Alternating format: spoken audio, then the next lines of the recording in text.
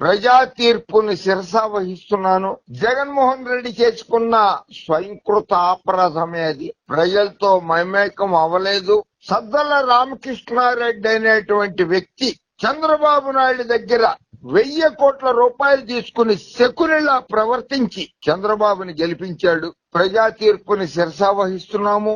నేను కూడా చేసిన ఎన్నో వీడియోలు చేశాను. నేను ప్రజలకి ధన్యవాదాలు. ప్రజలు సంక్షేమాన్ని కోరుకోలేదు, అభివృద్ధిని కోరుకున్నారు. సంక్షేమాన్ని కోరుకోలేదు.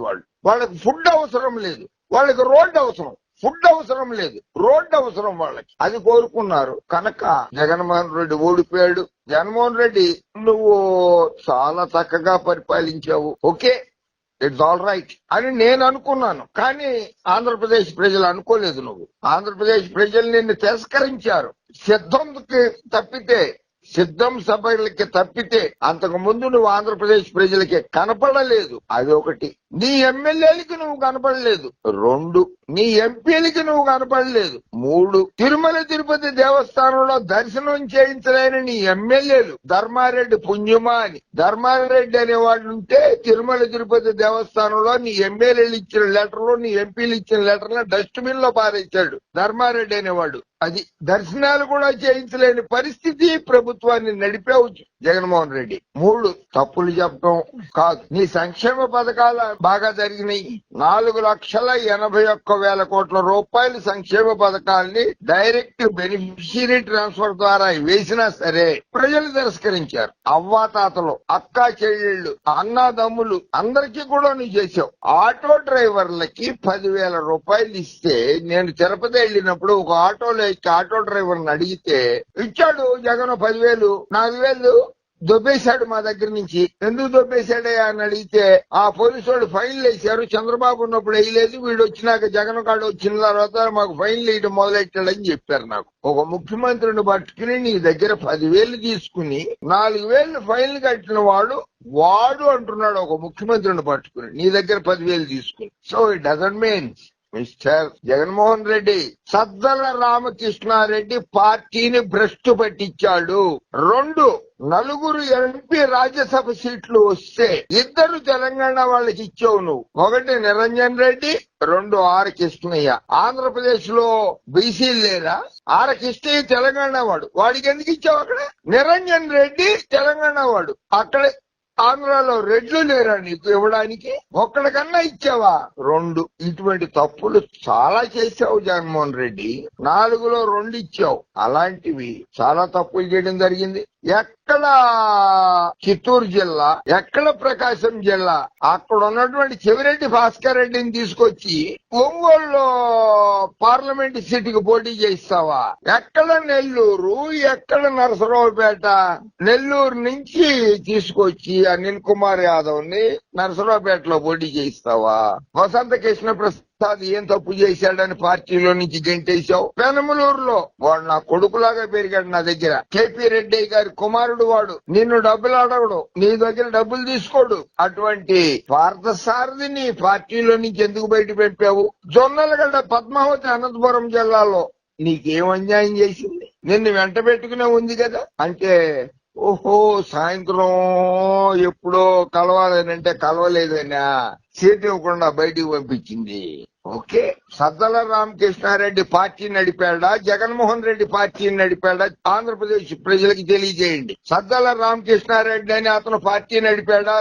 వైఎస్ఆర్ కాంగ్రెస్ పార్టీని, వైఎస్ జగన్మోహన్ రెడ్డి పార్టీని నడిపాడు? ఆంధ్రప్రదేశ్ ప్రజలకి తెలియజేస్తే 2029లో ఓట్లు అడగండి. 2029లో ఓట్లు అడగండి. ఇంత దారుణంగా ఓడిపోవడానికి కారణం మిస్టర్ సజ్జల రామకృష్ణారెడ్డి మాత్రమే. ఎవరెవరికి నువ్వు అధికార పదవులు ఇచ్చావు? చంద్రబాబు నాయుడు నిరాహార దీక్ష చేస్తే ఆయన పక్కన పడుకున్న దేవులపల్లి అమరుని నీ media advisor, international advisor, national and national advisor. Chandrababu Naidu దగ్గర పక్కలో పడుకున్నవాడు, వాడికి ఇంటర్నేషనల్ నేషనల్ మీడియా అడ్వైజర్ పదవి ఇస్తావా?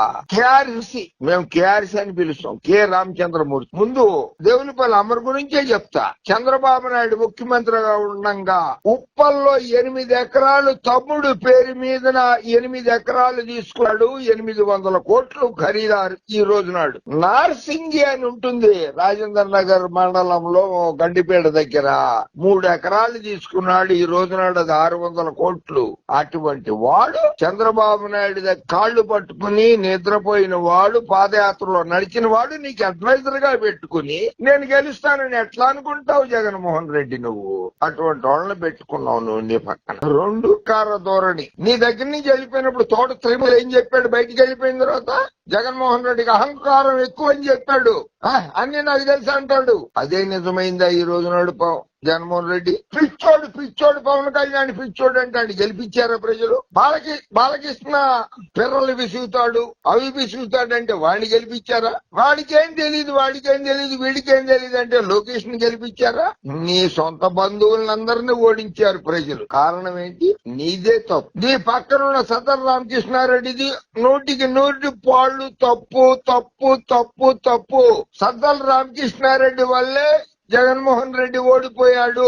సద్దల రామకృష్ణారెడ్డి కొడుకు భార్గవ రెడ్డి ఏం చేశాడు? ఏం అర్హతలు ఉన్నాయని చెప్పి అతను నువ్వు పదవి ఇచ్చావు. అది చేసుకున్న తప్పు చేసుకున్నంత. ఇంత ఘోరంగా ఓడిపోతావని మేమైతే ఎవరు ఊహించలేదు. నువ్వు అధికారంలోకి వస్తావని. నీ ప్రమాణ స్వీకారానికి 9వ తారీఖు నాడికి, జూన్ 9 నాడు రాయల్ ఫోర్త్ హోటల్లో రూమ్ కూడా బుక్ చేసుకున్నాం మేమైతే. అటువంటిది ఇంత ఘోరంగా ఓడిపోతాము నువ్వు అని చెప్పి మేము ఊహించలేదు. బట్ ఆంధ్రప్రదేశ్ ప్రజలకి నమస్కారాలు. మీ తీర్పుకి శిరస వహిస్తున్నాను. నేను కూడా వహిస్తున్నా. జగన్మోహన్ రెడ్డి వహిస్తాడో నాకు అనవసరం, అది నేను వహిస్తా. ఎందుకంటే మిమ్మల్ని చాలా సార్లు నేను ప్రాధేయపడ్డాను. చంద్రబాబు లాంటి మూర్ఖుడికి ఓటు వేయొద్దని ప్రాధేయపడ్డాను. అయినా సరే మీరు వేశారు కనుక మీరే గొప్పవాళ్లు. ఆంధ్రప్రదేశ్ ప్రజలే గొప్పవాళ్లు.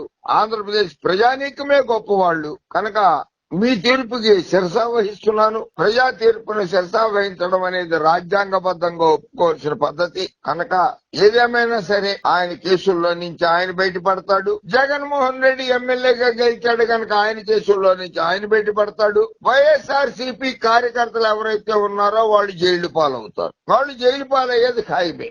అది మాత్రం గ్యారంటీ. జగన్ నమ్ముకున్న కార్యకర్తలందరినీ కూడా చంద్రబాబు నాయుడు జైలుకు పంపుతాడు. మళ్లీ జగన్మోహన్ రెడ్డి అధికారంలోకి రావాలి అని అంటే అది చాలా క్లిష్టమైన పరిస్థితి. కన్నెత్తి చూడలేదు జగన్మోహన్ రెడ్డి కార్యకర్తల మీద. కార్యకర్తలను నిన్ను కలవనివ్వలేదు, ఎమ్మెల్యేలను కలవనివ్వలేదు, ఎంపీలను కలవనివ్వలేదు. ఇంత ద్రోహం చేసిన సజ్జల రామకృష్ణారెడ్డిని ఇంట్లో ఉంచుకుంటావో, పార్టీలో ఉంచుకుంటావో, పార్టీ నుంచి గెంటి తన్ని తరిమేస్తావో నిర్ణయించుకో. అధికారంలోకి మళ్లీ రావాలనుకుంటే అటువంటి దుర్మార్గ పాత్రికేయుల్ని పక్కన పెట్టుకోకు. నీతి నిజాయితీ ఉన్నటువంటి పాత్రికేయుల్ని పక్కన పెట్టుకో. చంద్రబాబు దగ్గర వేల కోట్ల రూపాయలు తీసుకున్నటువంటి పాత్రికేయుడికి నువ్వు నీ అడ్వైజర్ గా పెట్టుకున్నావంటే అదే నీ రాజకీయాల్లో మూర్ఖత్వం జగన్మోహన్ రెడ్డి.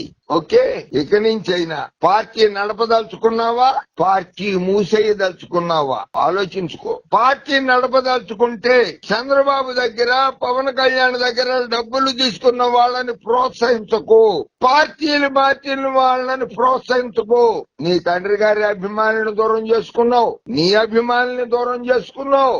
శకునిలాగా ప్రవర్తించిన సద్దల రామకృష్ణారెడ్డిని ఇంట్లో చిచ్చు పెట్టి నీ చెల్లెలికి నీ భార్యకి చిచ్చు పెట్టిన సద్దల రామకృష్ణారెడ్డిని తరిమేయి. అప్పుడే వైఎస్ఆర్ కాంగ్రెస్ పార్టీ బాగుపడుతుంది. అప్పటిదాకా వైఎస్ఆర్ కాంగ్రెస్ పార్టీకి చరిత్ర ఉండబోదు కూడా. ఇక నుంచి రాసి పెట్టుకో జగన్మోహన్ రెడ్డి. ఓకే, జై హింద్. ఓకే, జై హింద్. ఓకే, జై హింద్. ఓకే, జై హింద్. ఓకే, జై హింద్. ఓకే, జై హింద్.